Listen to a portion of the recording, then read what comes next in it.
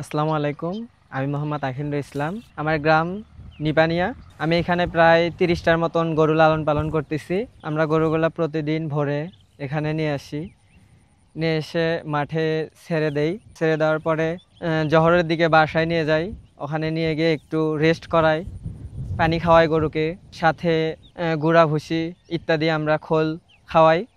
এরপরে আবার রেস্ট শেষ হলে প্রায় 3:30 বা 4টার দিকে আমরা আবার গরুগুলা মাঠে নিয়ে আসি, নিয়ে এসে আবার ছেড়ে দেই।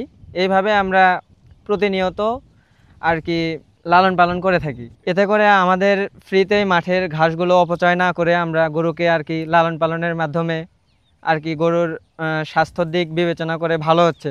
আবার পাথারে মানে আমাদের এখানে জমি মাঠে আসলে গরুগুলা অনেক আর কি ভালো থাকে, আলো বাতাস এখানে আছে। আবার গরুর রোগ প্রতিরোধ ক্ষমতাগুলো কম হচ্ছে আর কি। আমার গরু অল্প কিছু ছিল আগে, তারপরে আর কি ওগুলা থেকে বৃদ্ধি হয়েছে। বৃদ্ধি হওয়ার পরে এখন মোটামুটি আমার অনেকগুলা গাভী হয়েছে।